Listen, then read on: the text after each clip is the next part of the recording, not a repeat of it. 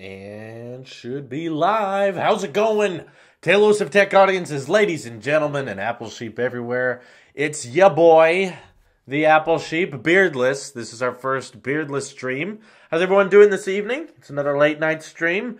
The Talos of Tech live stream, where beards go to die, as we all know. Yes, sorry for being a little bit late. Working on some interesting stuff coming your way. I don't want to announce it yet. I won't give this a top secret project name because it'll be out soon. But just working on some other stuff, more videos, more content coming your way. Yeah, I'm hoping for. I'm glad. Yes, thank you. I'm glad you guys like. Some people love the shave. Some people do not. It seems to be very split on audiences. I might need to do a Twitter poll. Might need to do a YouTube poll, which is a thing now, actually. So YouTube rolled out this update. I don't know how long this has been out, but it's the first time I noticed it. So now in both your home feed and your subscriptions feed, YouTubers can post text and also pictures and GIFs and polls. So YouTube was like, okay, we're having all these demonetization problems. Let's turn into Twitter. Because apparently stories, you know, the Instagram ripoff of Snapchat, and then Facebook ripped that off, and then Messenger ripped it off, is coming to YouTube too. So they're just trying to make YouTube more like other social media sites. So now you won't have 6 stories to update. You'll have 7 different social media sites to update. So anyway, heretics. Yeah, it's unnecessary. It's like if we want text updates, just put them on Twitter. You don't need YouTube to also do it, and Twitter. It's just stupid. I don't get why they want to merge into YouTube will be your social network that does everything. It's annoying. Anyway, how's everyone doing? Try a mustache next. Very briefly, you can watch it on the Talos of Talks channel. On the Talks channel, when I did live stream myself shaving the beard off, and very briefly, you could see what I looked like with a mustache, and it looked very weird. I tried it out for a second. I just shaved the bottom half, and I was like, ugh. I didn't like the way I looked, and there's no amount of super chat you can send that will make me be okay with growing just the mustache. I don't want to look at that in the mirror. Sorry. So the clean shaven me, I was okay with. I was like, yeah, I'll put a price on that. But when it comes to mustache, no, thank you. Hey, I'm a student thinking of getting a MacBook. Which one do you think I should get that's affordable? Reagan, as I've mentioned before, I do not think students, for your purposes, whether it's essay writing or doing PowerPoints and stuff, you don't really need a MacBook. I think you could get by with an iPad just fine. Technically, you could go fine with a phone. As I got through a lot of high school with just a phone, just doing text writing and FSA stuff. But if you want light gaming, maybe something that can do some video editing, yeah. Even an iPad can do some light video editing and gaming, if you're going for minimalistic. But at the same time, I still think you'd be better off not getting a MacBook. If you absolutely do need one, though, I recommend looking under the certified refurbished section of the Apple Store app. You can find a lot of MacBooks in there that are pretty cheap. I looked in there earlier and saw some 12-inch MacBooks for about just over $1,000, which for the 12-inch MacBook is not bad at all. They're a bit older, but they'll be very, very portable for you. And yeah, it depends on your lifestyle, absolutely. Which if you're just talking about school purposes, that's all you're talking about. Which means essay writing, PowerPoints, writing emails, working on collab projects. You don't need a MacBook. It's a bit overkill these days. You can get an iPad that'll replace 90% of what you need it for. HomePod color. Everyone's decided. I did a tweet. I did a poll. Asking what people wanted, whether it was a space gray or white HomePod, and everyone by far wanted the space gray one. So I was like, okay, when we have this much support for space gray, then we'll do it. It wasn't even close. It was like 80% of the people on Twitter wanted a space gray HomePod. So yeah, we hit 60,000. Thank you for bringing it up, Chasen. Thank you very much, Apple Sheep Army, for getting me there. Another milestone, which I'm very, very grateful for. But keep in mind, I don't like to do special videos or stuff. If we hit, big numbers like that is cool, but I like to save those special days for when we add a digit, because that's far more rare, and it only happens a handful of times in your YouTube career. It can only happen a handful of times. You can count it on one hand, pretty much. Until you get to yeah. That way, what's interesting, what I like to do, and what my hope is this channel doesn't show signs of slowing down, and I hope we continue to grow.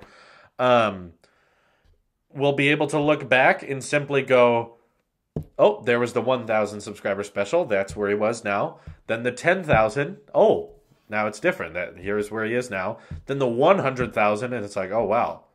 Look at how much the channel has changed. And then after that, 1 million, and you just different moments in time, so you can have a pretty good, graph chart of the growth of the channel. Easy to remember by whenever we added a digit. Anyway, we got our first super chat here. It says, hey, you should try NVIDIA now. You can play 4K 60 on your MacBook Pro, even in MacBook Air. I did actually. Maybe, Andrew, you were watching the Telephoto Talks podcast, which we did a couple earlier ago on Telephoto Talks. My friend Xander just downloaded the GeForce Now app and started playing Shadow of Mordor on his 13-inch MacBook Pro, which, of course, streams. And what, for those of you who don't know what NVIDIA GeForce Now is you control your Steam games via streaming it. So kind of like when you stream a movie on Netflix, you do not have the copy of that movie, but you are streaming the data. Whereas GeForce Now, graphics cards, processors, and RAM on some server somewhere are running the game and then streaming to you the output of that gameplay, so that your computer, all it really needs is a really fast internet connection. And as long as you have good internet, you'll be able to play back, because your control input will upload that data back to the server and send it back to you. So you're essentially remotely controlling a gaming PC really far away, which means that your MacBook really isn't running 4K at 60. It's streaming 4K at 60. So that's a really great way, especially on a MacBook Air if you need to, as long as you have good internet, to play really heavy-duty games. He was playing Shadow of Mordor at 2K at 60 with all the settings on high, and it was running just fine, and he was very happy with it. He even paired it with a controller, my SteelSeries controller, that like I use with my Apple TV, and played with it like that on his MacBook. It ran really well. Someone asked, which I was wondering, did you get sued for $50,000? No. Or at least not to my knowledge. If I did, I'm very nervous. And I don't know who's suing me, so I'm sorry if there's a rumor about that spreading. I hope that's not true. We'd be in big trouble. Just got an iPhone 10. What wireless charger do you recommend? I recommend the cheapest one, because it's better to have lots of them than one, because most of them do the exact same thing. There's some that'll charge your 10 faster, but I don't really see noticeably reason to do that. So there's one on Amazon. When you just search wireless charger, you can get one for like $12, $15. And then you get 2 or 3. You put them at your desk, in your nightstand, in the living room. Put them everywhere. Okay. Yeah, I heard David DeFranco sued you for $50,000 on Reddit. No, that's not happening. And I feel like I'd at least get an email if I was being sued. I don't actually know how that works. When you're getting sued, I don't think I think you'd be notified somehow. I'm not sure how you get notified that you're being sued, but yeah. Does the Apple Watch work with wireless chargers? Sadly, no. Sadly, it appears that the Apple Watch will work with AirPower. And actually, one of the reasons I heard a lot of people saying they're not terribly interested in AirPower is because they like using their Apple Watch in nightstand mode, which means that you charge it and you tilt it on its side and it shows you the time. And AirPower would disable that because it would be sitting on its back. No way, nobody can ever sue you for $50,000. Sorry if I'm focused on the sue thing. I just want to make sure that's not true. I want to make sure that's not real. Besides, I have people that would handle that. Anyway, guys, we need to congratulate you. It's you who needs congratulations. You guys have got me there. through sharing or through watching the views and made my channel more popular and show up in the recommendations, despite every single video getting demonetized. That still holds true today. Everything I upload on Telephoto Talks or Tech gets demonetized, and I have to request a review for it and get it approved. We're still growing, so even the YouTube bot cannot stop the Apple sheep. So I'm very, very appreciated. I'm very, very thankful and happy that you guys have got me here. Thank you. Hello from Guam. That's cool. I just watched a 2-minute long ad because of Adpocalypse. Welcome. Thank you, Alex Garcia. I can't believe someone would do that. I wouldn't do it. I have YouTube Red either, but yeah. Jeez. Drew, are you on High Sierra? If you are, how are you liking and what is bothering you with it? So far, I'm really sorry to say, High Sierra has been perfectly fine for me. There were a lot of people complaining that Final Cut keeps crashing. MKBHD was having a lot of problems with Final Cut and High Sierra, and it's been perfectly fine. And I'm still editing with Final Cut all the time. It's never crashed. It's been fast. That new Apple file management system means that files transfer really quickly. It's no problem. I have no complaints, but I think it's apparent that macOS does not get very heavy overhauls anymore, and I think that's a good thing. I think iOS, being the most popular operating system Apple has, and probably one of the most popular operating systems, period, the fact that it gets updated so frequently and everyone updates to it every year, that should be Apple's priority. Like, they should focus on that. Mac OS, Mac users, as desktops and laptops are not as common anymore, they shouldn't really alter with the OS too much. I think it's fine the way it is, and there should be minor tweaks, absolutely, but when you make drastic changes in the operating system, the pro market gets mad, because the pro market isn't looking for newer, better things. They're looking for consistency and reliability. And I think that's what the focus has been mostly on with Sierra and High Sierra, is making things faster and more reliable, pushing things into the cloud. And they threw in Siri for some reason. But yeah, just to kind of compete with Cortana. I do not watch iJustine. I don't really... I think she's a vlogger who talks about technology. I don't really consider it a tech YouTuber, because typically when she does her videos, and she does talk a lot about tech, I understand, but I have watched her videos. I'm not subscribed, but I noticed that she just kind of says things, and then most of the video is her life. Most of her channel is just, her doing her life, which is fine. No, absolutely nothing wrong with vlogging channels. I vlog too. I'm just saying...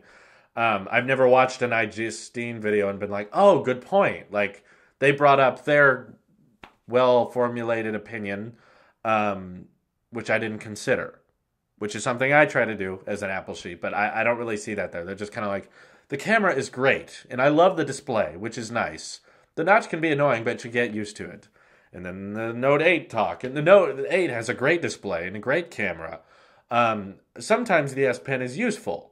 And if it has a headphone jack, if you want that, it's great. It's kind of like I talk about this a lot. I feel like Austin Evans never really formulates an opinion. He just kind of says the way things are, which is fine. If you want completely factual based videos, I guess that's fine. But I just feel like most people on YouTube are looking for someone's opinion on something, and I think that the fact that there's so many Apple sheep out there, there's people that buy Apple products, and maybe not necessarily sheep, but they own Apple and they like Apple. They want to know their opinion on things, because you agree with me or you don't agree with me. It's a more interesting twist than just reading the tech specs, because anyone can do that. You don't need a video to find out features and tech specs. So websites and businesses do that for you. What I consider Talos of Tech's product to be is my opinion, whereas channels that aren't really openly biased and just kind of repeat what businesses have already said, that's all you're really doing. Is like, okay, the business announced the product and unveiled all this information, and then you record yourself reading that information. It's just, okay, great. What do you Apple is going to name the next iPhone, which I have right here? Sense is only 8 and 10. Will they name it 9? How about afterwards? I'm guessing that there won't be a 9, personally. I think they're going to I don't know what they're going to do. They always do something weird. I'm personally guessing that they're going to switch to naming it by the year and just call it the new iPhone, which means that the rest of us will refer to it as the 2018 iPhone, the 2019 iPhone. That's how we'll address it. But they'll just call it the new iPhone. They'll just call it iPhone. They won't put a number on it. First of all, you don't want to do a 9 and 11. Yeah, poor taste. Don't do that. And I don't think 11 sounds right, especially if they're going to do Roman numeral. They might do Roman numerals. I don't know. But I'm code naming this thing the 10 Plus. Perhaps they could get used to calling things the 10, as when Mac OS got to Mac OS 10, they stuck with 10 for a long time. We're still here.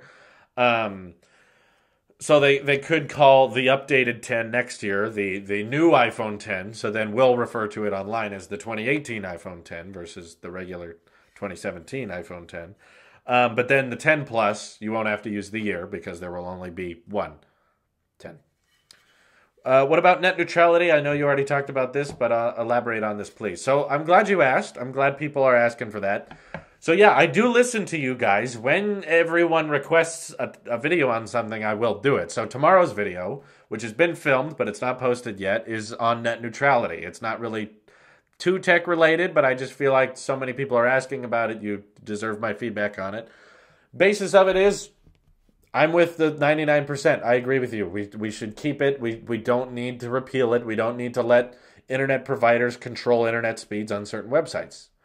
It's unnecessary. I think they're making up problems for themselves over in Washington in saying that we need to pass this law because the internet can't do such and such. And it's like, I think everyone's fine with their speeds as they are. In fact, most people would complain that they're too slow.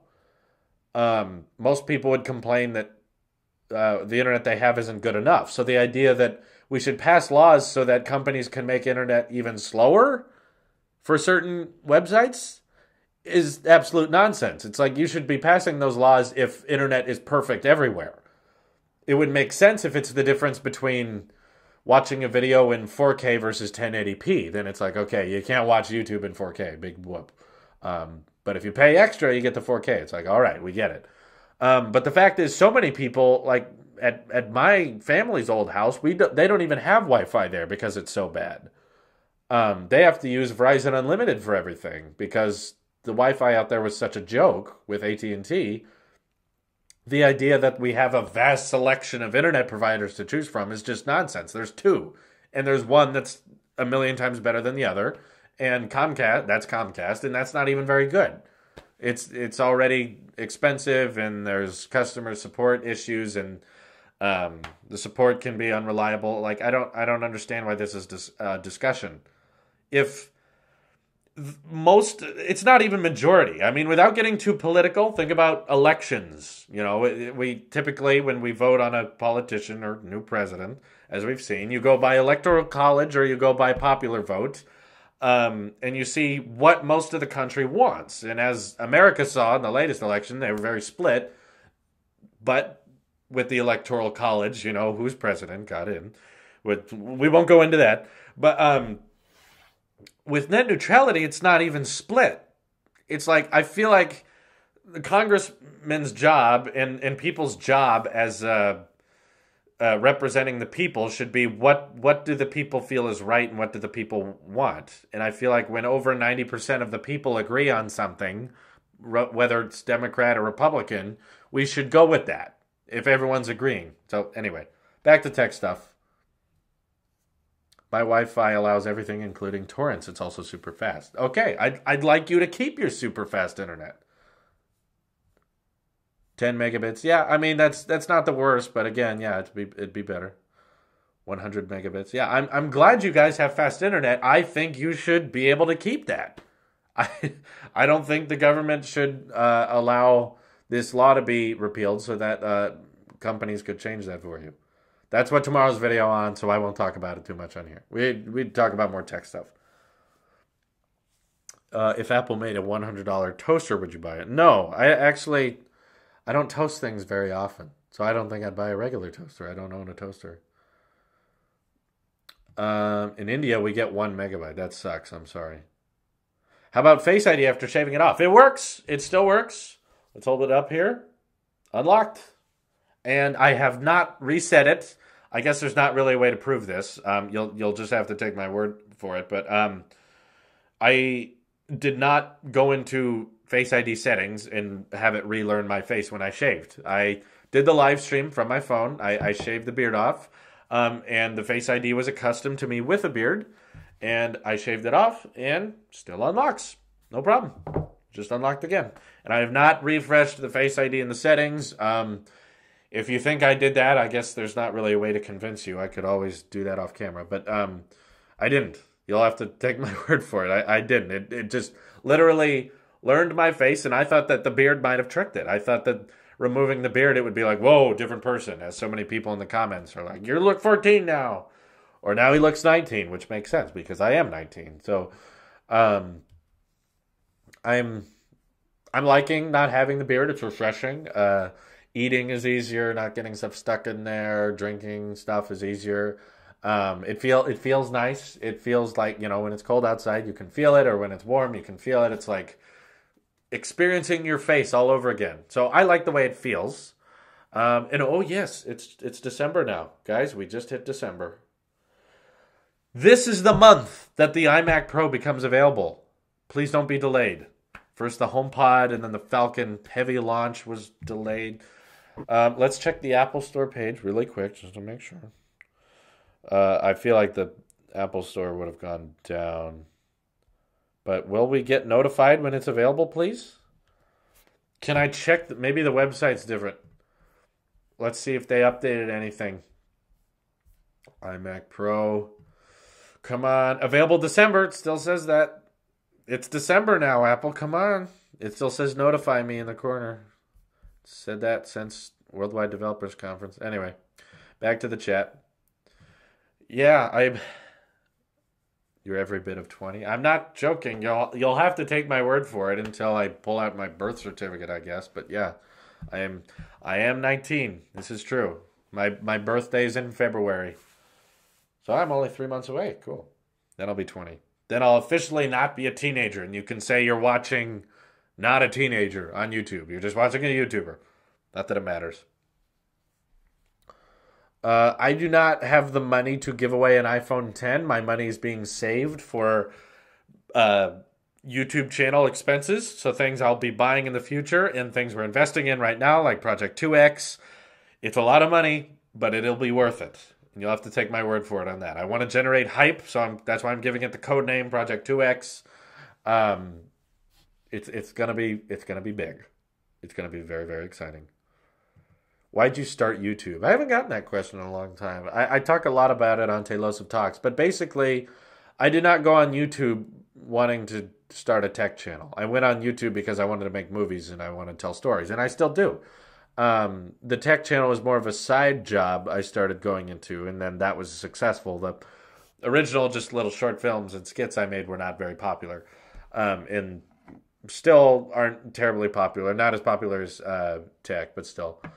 I did it because I found out that I could just make the stuff I want to make and potentially get paid for it and make a living at it. Whereas, if you went to college, you'd have to make stuff other people wanted to make, and you'd have to work on projects that you don't necessarily want to be involved in, but you're just doing it so that you can get your foot in the industry.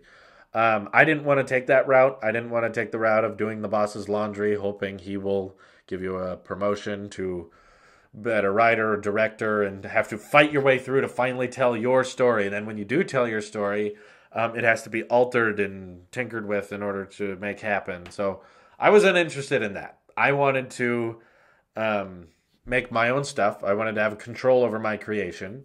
And even though I'd rather be, I kind of have the dream of making my own movies and feature films and shows like that, I'm still very passionate about tech, and it'll always be dear to me. And I'll always, as of now, I don't see any reason I could ever stop making tech videos. I plan on always making tech videos as pretty much as long as I live. It's something I'm passionate about and have opinions on. And the fact that this can be a full-time job is great. And no, it's not necessarily telling stories or making movie skits like feature films, but I get to control what I make. I get to make my own stuff. I get to decide what I talk about. I get to decide. I know my opinions. I don't have to say fake things to you. I just like having control over my work. Anyway, should I buy an Apple Watch? Is it good and necessary? If you can comfortably afford it, as I've often said. If the Apple Watch is easily affordable for you, then yes. I think it's very much worth it, and I love having it. And I think once you get it, you'll be like, I love this thing. I don't want to go back to not having one. Whereas if it's a lot of money and you have to save for it, and it's like, don't go out of your way to get an Apple Watch. If it's just a nice little added, like, I can afford one, I'd like to treat myself, then it's great. It's great. Do you have a birthmark at your hairline? No, that is psoriasis. For those of you who don't know, as I've mentioned many times, I have a skin disease where I produce too many skin cells. It makes my hands flaky, disables Touch ID. I can't use it. And that's part of it as well. That's the top. That's what you see all the time. It's not a birthmark. You reckon the iPhone 10 will be cheaper next year if Apple manages to upstock? Yes. Every year, iPhones get cheaper. I don't know how much cheaper, though. I wonder how much cheaper the 10 will be. I wonder if it'll be like 800 or 900 or 850 maybe. Sounds like 850 would be a good number, but they might change the storage options. They'll make it like 32 and 128. Because right now the 256 gigabyte iPhone 10 is nearly twice as popular as the 64. Everyone wants the more expensive one. Isn't that bizarre? How like everyone was like, Apple's not going to sell any of these things if they cost that much, and then the most expensive one costs that much, is the most popular, and everyone buys it. So I feel like usually, like they did with the iPhone 7, when the new product comes out, they change the storage configurations and they get cheaper. The classic 10 that we're all getting now is going to get cheaper, absolutely. What do you think of Tim Cook, worthy successor to Jobs? I think Alloy the Raccoon, nice name, he's doing a great job. I honestly think that Apple would not be that terribly different under Steve Jobs if he was still alive. I think that before, when they fired Steve from Apple, they kept doing things that Steve wouldn't have wanted. They kept making Apple do things that they shouldn't have done. They didn't get the purpose of Apple. They started to act like every other tech company. Started outsourcing, started doing these weird designs and doing things that they thought people wanted rather than... they started doing things that people were asking for rather than anticipating what they would want. Whereas now, Steve Jobs was not fired and has just passed away. I think they have accomplished that Jobs' vision. I feel like they've captured what he would like, and they've continued to direct Apple in a direction that Steve would have wanted. I think they've gone with minimalism, and they've gone with being bold. Like I could not agree more that Apple was courageous or had courage to remove the headphone jack. A lot of people make fun of them for that line, and I don't agree. People are like, "Oh no, this is just courage." No, it is. No matter what your opinion on the headphone jack is, it's courage. Apple knew full well that removing the headphone jack would not be something people all loved. They knew that would be something that would probably hurt their sales. That'd be something that a lot of people wouldn't appreciate and would prevent them from buying. But because Apple had courage, whether it was stupid or brave, you can decide for yourself, but you have to understand that it was courage to tell the market to move on and to move into better technology and to draw a line and say, we're not going to include this port anymore. And if you hate that they removed it and you think they should have kept it, then it's still courage because they're dealing with your hate. I absolutely think that was a Steve Jobs move. Steve Jobs removed stuff all the time on old computers that he didn't think we needed anymore, when lots of people thought they needed them, like removing the floppy disk drive or removing the optical drive. Like tons of things people were used to. He said, you don't need anymore, and people got mad, but he said, this is the future. And now we're living in the future. Think of all the people that got upset when Apple introduced the MacBook Air without a CD drive. People are like, you need a CD drive. Everyone has a CD drive. What are you talking about? Now it's rare. Now it's kind of awkward. It'd be bizarre to see it on a laptop now or on a computer now. You don't see them anymore. And of course now, everyone would be like, well, yeah, you don't need them anymore. But it's like, who started that trend? Who was kind of the innovator who had the courage to come into the market and say, you don't need that anymore? And they took all the hate for it. They took all that criticism. And yet, here we are. What's your opinion on the Galaxy Gear Watch? Do you think it's a worthy competitor of the Series 3? They're nice. I've used the Gear S2. I haven't used the Gear S3, but they're not much different, to be honest. But I don't think they compete. I think they're lacking that kind of third-party support, and they're kind of lacking that minimalism. Apple Watches are very easy to understand. It's like there's 4 basic colors, and there's 3 different materials, and there's infinite number of watch band possibilities between third parties and Apple. Whereas S-Gear is kind of like, what?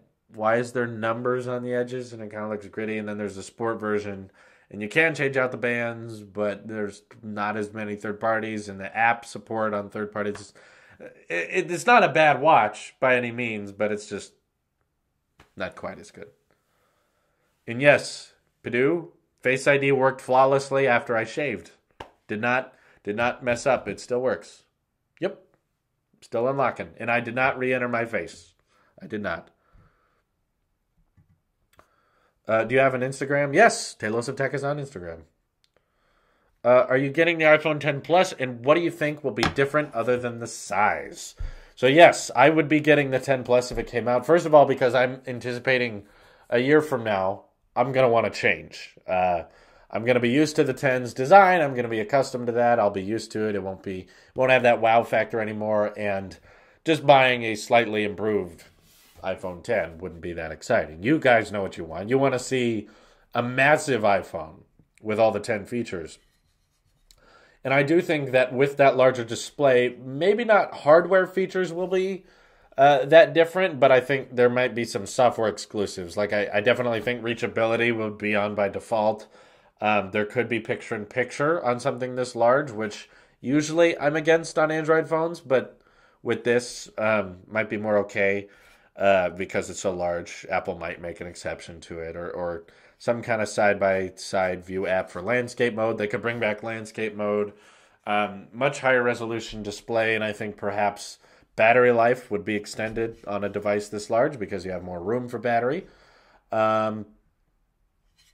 There could be some camera enhancements, maybe not major ones, but like megapixels higher on the 10 Plus or something for the front-facing camera. I don't know. There could definitely be some hardware advantages to a 10 Plus too, I could see. But it's going to be expensive. That's one thing I forgot to mention in my 10 Plus video, which, by the way, was featured on BGR, the news site, and I kept getting messages from everyone. It's like, they mentioned you. Like on the top, like one of the top tech sections on Apple News mentioned me by name. It was like, Telos of Tech provides us a video with what the 10 Plus would be like, and that was cool. And we got a lot of views from that, so I have to thank BGR for shouting me out. Do you think the iMac will be delayed? I really hope not. I feel like if it's going to be delayed, they would have said so by now. It's a pro device. It's a $5,000 desktop. How many people are going to be buying it? How many models of those do you have to make? It's not that hard, Apple. Come on. Like Face ID I can get. It's a brand new technology. But the iMac Pro, it's the same design we've seen, just a different color. The specs are faster. Okay, that's great. They're $5,000. How many do you need? How many of these do you mass produce? Probably not even 1 million. Like, come on. You can get them out in December. So now it's at any day. Oh my God, I'm just now realizing this.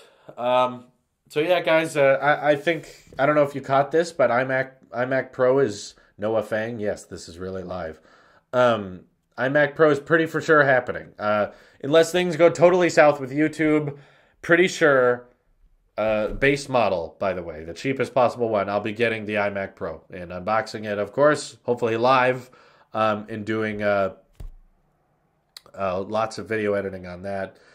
Yeah, it's going to be pricey, but I've been saving for it a while. I've been putting away money and saying that's iMac Pro money, being smart with it.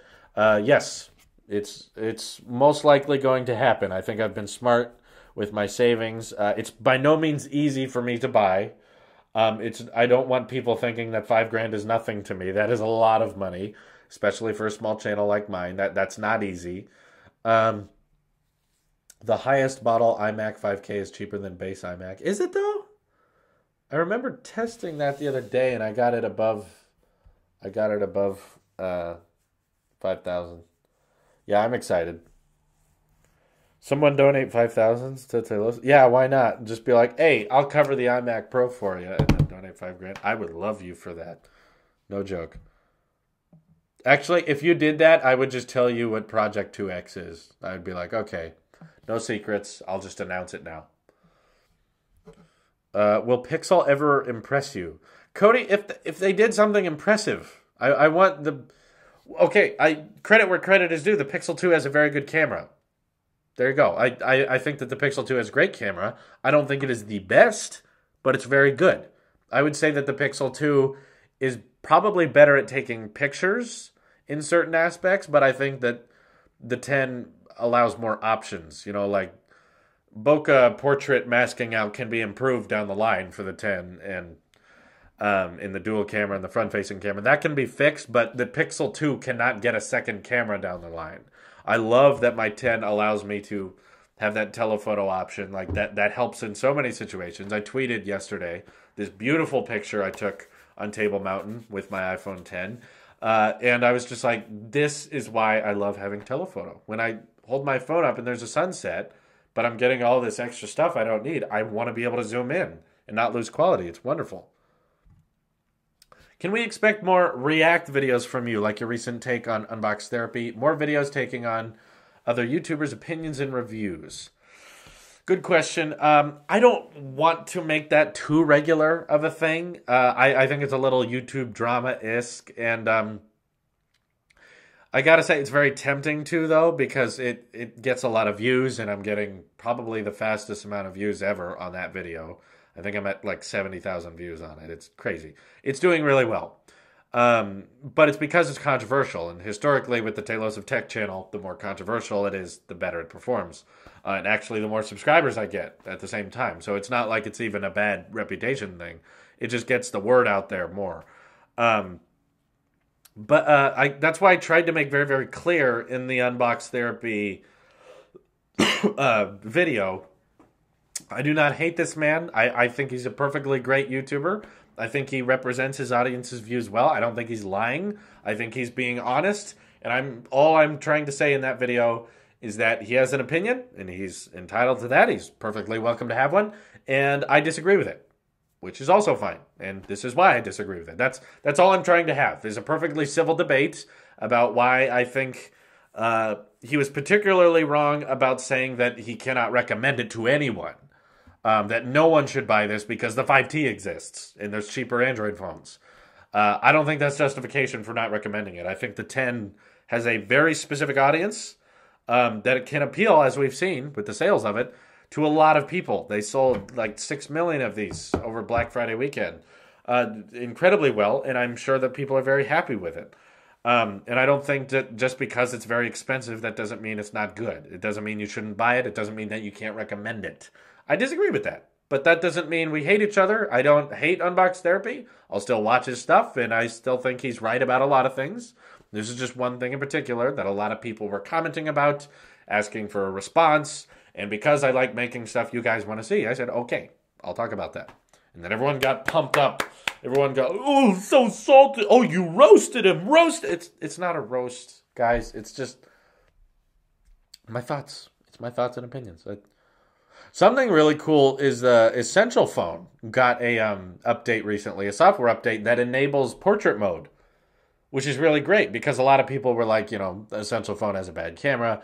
And now, from the photos I've been seeing, it looks really nice, the portrait mode option in the Essential phone update. And usually that's something you'd announce with the phone.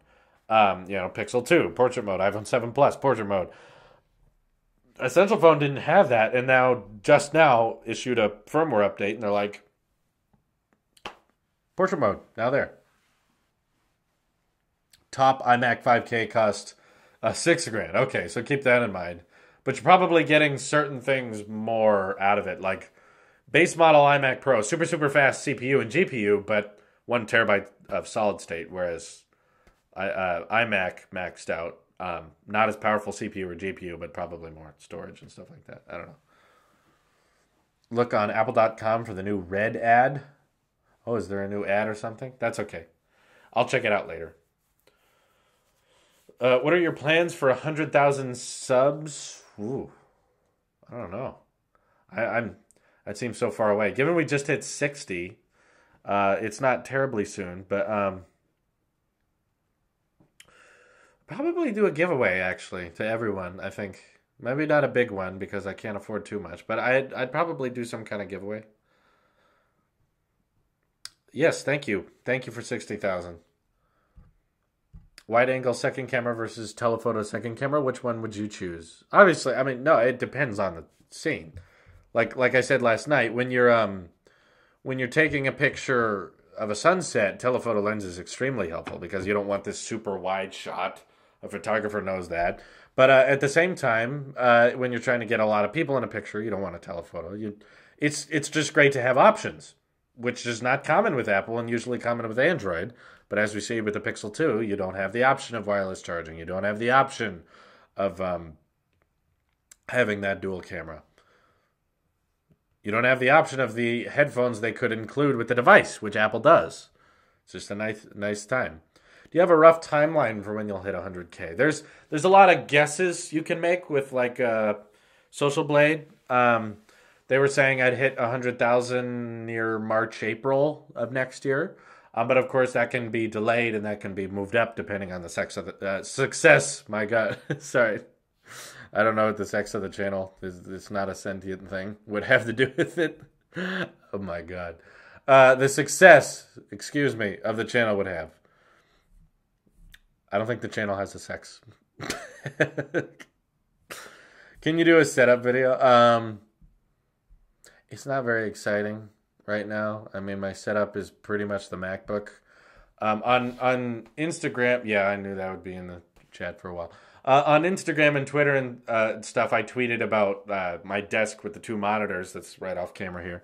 That I put my MacBook Pro on with my iPhone and stuff. But that's really it. There wouldn't really be a whole video for it there. You become an uncle yet? No, not yet. My oldest sister is still. She has approached as of right now, she has reached the 9-month pregnant mark. She's there. I guess got a notification for a December challenge award. Cool. Oh, wow. Here's the base model specs of the iMac Pro. 8-core CPU, 32 gigs of RAM, 1 terabyte SSD, AMD Radeon Vega 56 with 8 gigabytes of video RAM. Jeez. Not bad at all. Yeah, I can't wait for it. But yeah, my oldest sister could still go into labor at any time. She could be in labor right now. I have no idea. She lives up in Washington though, so I'm probably not going to see the baby for a while. But yeah, then I will be an uncle, Uncle Drew, which will be cool. Thoughts on the new Snap update? I watched the video on it. First of all, I don't use Snapchat, so I don't know why I watched the video on it, but it was on trending, I guess. I don't understand really what they changed. They said they were rolling out like a whole new look for Snapchat, and it looks the same to me. They were like, on the left, you have your friends, and on the right, you have the news.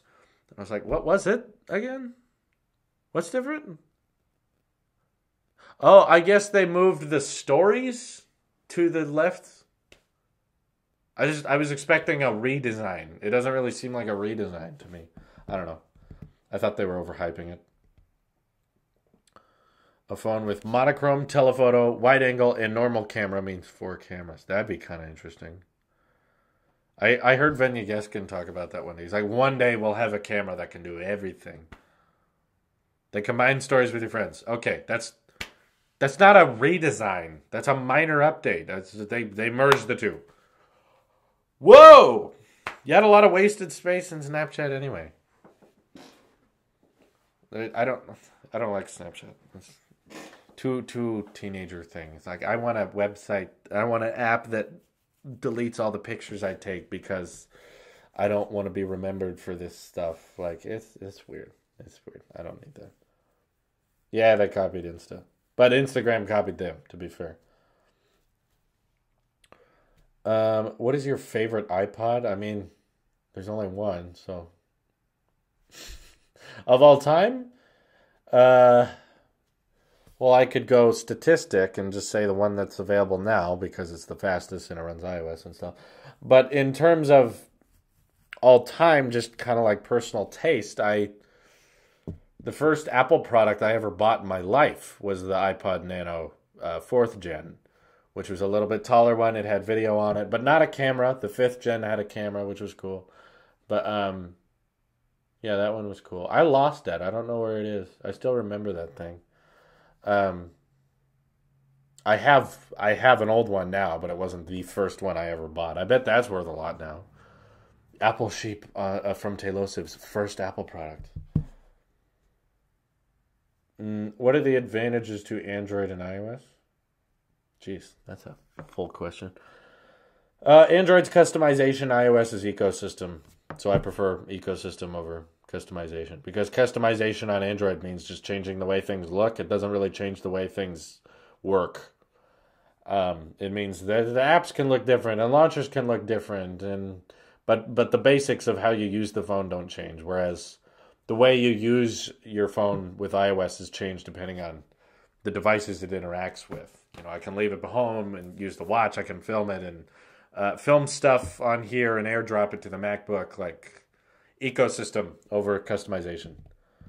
It's just preference. Everything is preference, but at the same time, like, I'm saying Android is built around customization, whereas iOS is built around optimization. How fast things can work together when Apple designs everything inside and out, and how that works with other devices. Android is not about how it works with other devices at all. Are you disappointed that the iPhone X doesn't have an always-on display? No, I had an always-on display with the Galaxy S8. I actually ended up turning it off. I didn't like it. When my phone is off, I like it to be off. I don't like there being little bits of information on the screen. It's like, even when you're not looking at it, you know that the pixels are on. And I don't like that. That bothers me. I guess I wouldn't be upset. I wouldn't be that upset if they made it an option, but I definitely would turn it off. I've had several phones. I think the Note 7 did that too. But I didn't like it. I wanted it off. AirPods somewhat work on my iPod Touch 4th gen. The only problem is that they just stop playing whenever I switch songs. Oh, yeah, that's not good. Picking up my iPhone X tomorrow. Super excited. Congratulations, Phoenix Fighter. Thank you very much. I mean, not thank you, but I mean, congrats. Thanks for sharing. I hope you enjoy it. Lots of people are getting theirs. Shipping times for the 10 have been dropped down to 1 week now, which is really cool. I actually don't care about your beard being shaved. Thank you. I'm glad you don't care. I think you guys got used to it pretty quickly. I was really worried a ton of people would unsubscribe. They were like, I can't watch you with this baby face. But no one did. I didn't get really many of those comments, and subscribers still went up for that day. So I'm proud of you guys for looking beyond that. I appreciate it. Have you attempted to record and then import and edit a video on your iPad Pro? I've not attempted. I've done it. I used to do that for all of my videos. Before I owned this, I edited, uploaded, not recorded, but I edited and uploaded everything with my iPad Pro. I ran the whole channel on that. I did record the videos with the DSLR camera I'm using now, but recording on the iPad is just silly. But I think the editing and uploading thing is something most people don't think about. Most people wouldn't think you could do that with an iPad, and I did it for probably a lot of videos. Probably 70, 80 videos on the tech channel with that. Beards are for medieval man. We live in the future. Well, that's not true. I liked my beard too. I just like mixing things up every once in a while. I don't like looking the same for too long. I like being able to look back at yourself at a different time and being like, whoa, look at how I looked back then. Sakruth finally caught one of our streams. Yes, thank you. And for those of you who don't know, I'm trying to live stream longer, but my rule with it is that let's say this, because it's a late one, I'm kind of tired and stuff, but I still want to provide incentives for you guys because I'm trying to raise money for Project 2X as well as iMac Pro and HomePod and all that. Someone, once after we reach the hour mark, someone donates $10, I'll go another 10 minutes. And after that 10 minutes, you donate another $10, I'll go another 10 minutes. I'll keep going. And if someone were to donate something crazy, I'll match it like, let's say someone donates $100, I'll stream till like 3 a.m. Something crazy. I'll do it like a really long stream if someone donated a lot. Why are you shooting in 1080p in your videos? Well, I have the option of shooting in 4K. The difference is you don't see 4K on a phone or an iPad, and a lot of people are watching on that, whereas you do notice 60 FPS. So I wanted some kind of leg up on other YouTubers. You just got used to the beard? How long did I have it, though? That beard was on for a long time. Whole day live stream? Oh, God, that would take a while. I actually can't agree to that. Why don't you get a mid-range iMac Pro? Money. If you want to donate more, then I'd be happy to. But that's a lot of money already. Base model iMac Pro is still pretty up there. Project 2X is a top secret project going on at Telephoto right now that is in the works. And I call it that because I need to tell you guys that I'm spending money on this sort of thing. I'm spending time on that sort. $200 to shave the next layer down now. Sure, $200 I'll shave again. Get the mid-range iMac Pro if you're planning to use for 5 years. No. I think the base iMac Pro is going to last another 5 years. I think it's overkill already. I don't think you need an iMac Pro if you're just editing 4K stuff.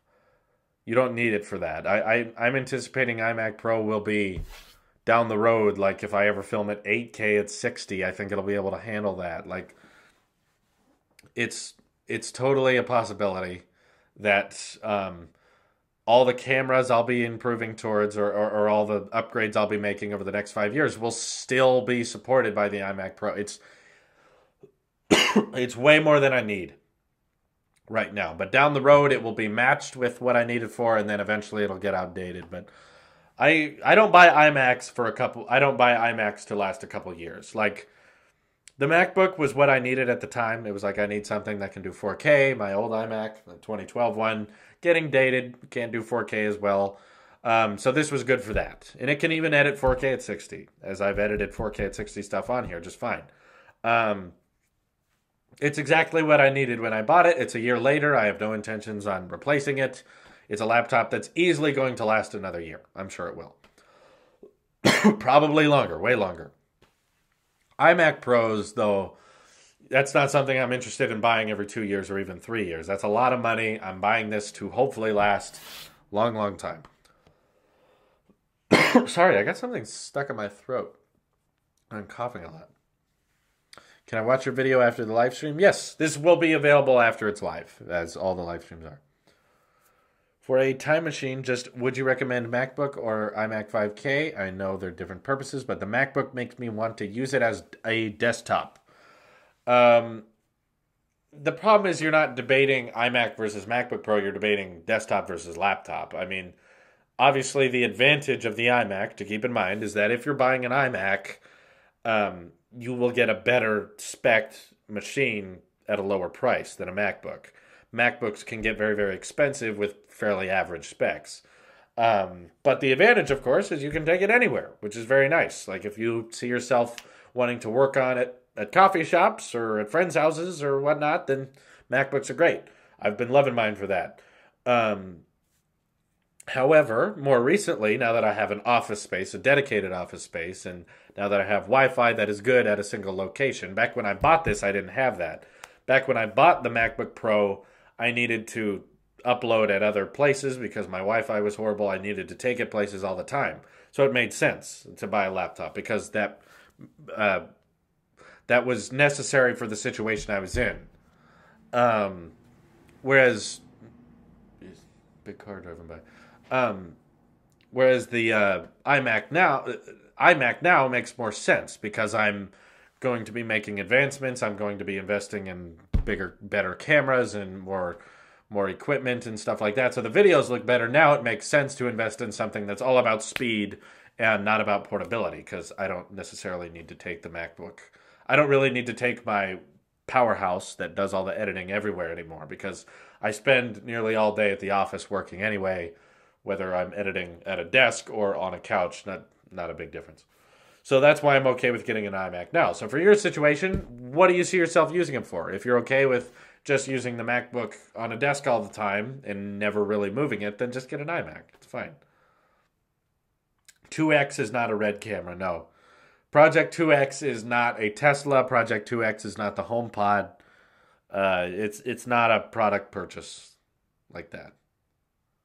It's a big Telosive change. It's a cool network change. I know it's way too early, but someone needs to leave the next iPhone.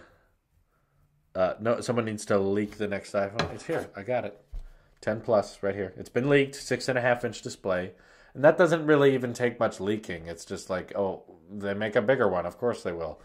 It's kind of obvious that after you make a successful premium-looking phone, you diversify. You make lots of options for it. Want an iPhone 10 but can't afford it. Yeah, I know. They're expensive. You got me there.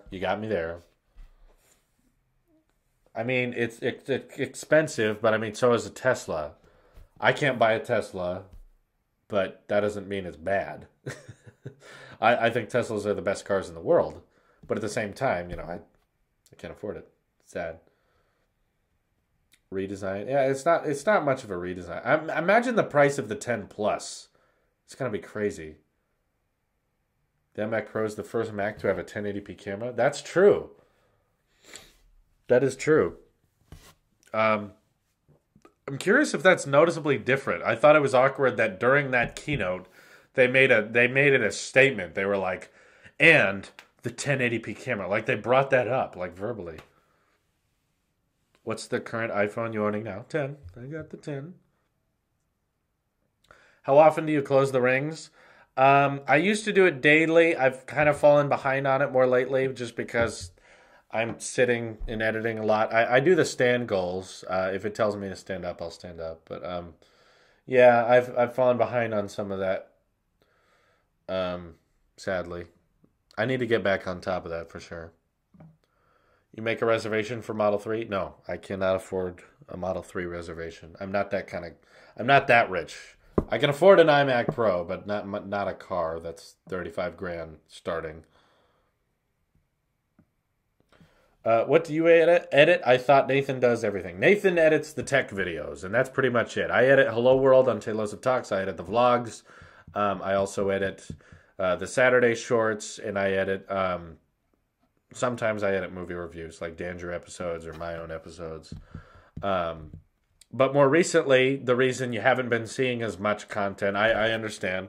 The reason you haven't been seeing as much content on those other channels is because I'm working a lot on Project 2X right now, which, believe me, is a massive change. You're all going to be excited for it. You're all going to be really happy about it. It's something I think everyone will be happy about. But it takes time. These things take time. I really like your shirt. Thank you. You can buy them. They're available at my Spreadshirt link in the description of my tech videos. Not this one, sadly, but other ones. Oh, my goodness. What's one feature you love about Apple? It's the uniformness. The way everything works together is beautiful. What do you think about Honor Face ID? Honor Face ID. I don't know what that is, but I'm thinking about doing like a video on Face ID on how, like,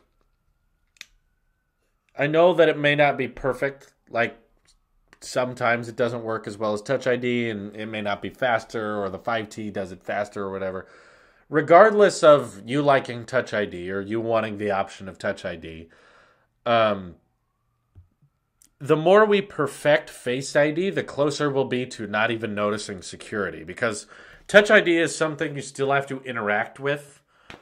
With Touch ID, you have to rest your finger on the fingerprint reader to activate it, whether it's a keyboard, a button, or on the back of the phone. You have to interact with the device. Whereas the more we work and the more we implement as tech companies do with Face ID, you could get that so good with infrared technology and camera sensors. You can get it so wide angle and so fast that perhaps one day, if Face ID is on MacBooks and iMacs and iPads and all that, eventually you're not even going to notice it. You'll literally just start using the product and it will unlock. And I think that is the best form of security, is when you don't even notice. You don't even think about it. You just know that when you access your device, the device is going to know it's you. Whereas Touch ID, even Touch ID in the best case scenario, it'd be harder to use, because Touch ID best case scenario is like if the entire device was wrapped in a fingerprint reader somehow. Currently, that's not possible. Like, the Galaxy S9 isn't going to have a fingerprint reader underneath the display, sadly, as many people were hoping for that. It's not going to. A lot of people are saying the Note 9 will have that, but we're not sure. But even if it was, it would still take the action of, activating the phone and resting your finger on a certain selection. Now, maybe someday, let's say we figure out how to make it easier and it's great. You can fill the Touch ID sensor with the entire display. Now, wherever you touch the display, even that still requires you to interact with the device to get it to unlock. Whereas Face ID, you literally don't even have to touch it. You can just be near it. Literally walk up to the phone and it unlocks.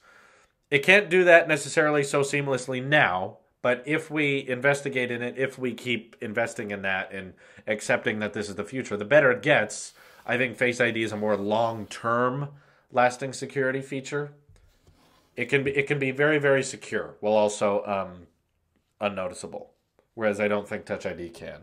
Touch ID is very limited in how secure it could be. Once you figure out how to hack a fingerprint reader, you're done. When will 2X be done? 1 to 2 months, I'd say. Yeah, it's a long-term project for sure. But 2X, at the very, very soonest, a month. But more likely longer than that. Like, if things go perfectly according to plan and we have no problems, a month. But there's likely going to be holdups and other things we have to focus on, which would result in it probably being around 6 weeks, 5 weeks, that little month and a half range. If things go horribly wrong, maybe 2 months if we have to delay it. But it's not going to be for a while. Probably 2018 for sure. Yeah, it won't be ready this year, which is only a month left. So it's not that far. Would you still want fingerprint under screen for next year? Not really. I'd rather Apple invest more in Face ID being more accurate and more user-friendly. Right now, it works, but there's definitely improvements, noticeable ones that could be made. I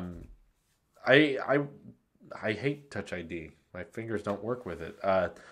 I can't use Touch ID on anything, sadly. But I think Samsung will do it, because Samsung likes giving their users options and having all the features. So that's one I could definitely see happen. Like, because they're thinking that, since Qualcomm, I think it was, figured out how to embed a fingerprint reader underneath the display, but they couldn't mass produce it. Within the next year, Samsung will figure out a way to mass produce it, and the Note 9 will have it. But again, it'll be like a $950 phone. So they'll provide you with that. They'll provide you with that option, but at the same time, I don't need it. I definitely wouldn't use it because of my fingers not working. But I think Face ID is better, and we should invest more money and more R&D into making that as good as possible. Like, hopefully one day you can use Face ID like from this angle. The infrared sensor is such a wide angle that it can see you from much farther away, so you don't have to like look at the phone that way. Like, good morning from the Netherlands, lad. Good morning, Dan. What would you like to see on next year's iPhone? Larger display, 10 plus, right there. Here's your 10. Here's your 10 plus. 6.5-inch display. Finger pick blood reader in the next iPhone. Oh my god. What are your thoughts on the Red Hydrogen 1 phone? I made a video about it.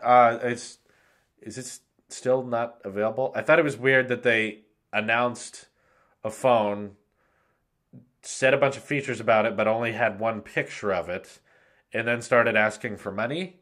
It's one thing to announce a phone's coming out, but on Red Digital, they kind of make it hard to find. Yeah, I'm not excited for it. I don't think it's gonna be that special. The fact that it's still not out yet after being teased, like when did that come out? They unveiled it in summer. And they said, like, there's this new 3D technology in the display, which every time that happens, people get excited, and then that turns out to be extremely average. And it's like, okay. You sound so happy, boss mode. I am happy. I'm very grateful for this job, and I'm grateful for you guys, and I'm grateful for the support I'm getting from all of you. There's nothing but happy things going on. I have no reason to complain. I don't have a right to complain. Even with YouTube demonetizing every single video and YouTube being difficult with me, that's just no reason. There's no reason. There's no reason to not be grateful for life right now. Life is great. Life is very happy. Got nice friends. I have a beautiful girlfriend who I love dearly, and I have a wonderful supporting family, and I have a wonderful supporting fan base that allows me to live my dream. I'm very happy. I'm very happy. I was talking about a comment. Oh, sorry. I'm still happy. Sorry. What is demonetizing? When YouTube takes ads off your video because they don't think it should make money. Thoughts on Jerry Rig Everything? Kind of the polar opposite, yet same genre as Tech Racks. You know, he does stuff that he believes is functional and useful for testing phone durability, but at the same time, I don't see the point in it. I don't know what you get out of it, knowing what the scratch resistance is on your phone.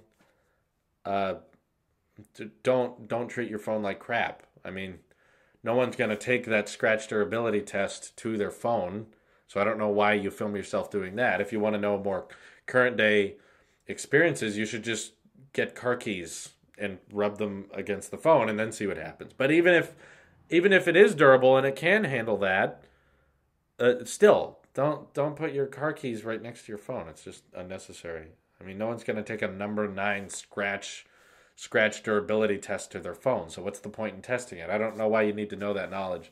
It's like, I want to know how durable the phone is if I drop it. It's like, whether or not you know how durable it is, you still shouldn't drop it. Drop tests are kind of silly because the variable of how it falls, where it's falling, and what orientation it falls on completely decides whether or not it breaks. So you can watch a video of it dropping and not breaking, but that doesn't mean if you drop it, it won't break. Like, it's too much of a variable. I don't get durability tests, really. I can kind of get water tests. Because you're wondering, like, if I take this in the shower, if I take this in a pool, what's going to happen? But that's not, like, destroying the phone. Either way, you probably shouldn't drop your phone, but I've seen people who have watched videos and been like, oh, okay, so it can survive the pool. I'll take it in the pool. So that I can kind of get. No long-term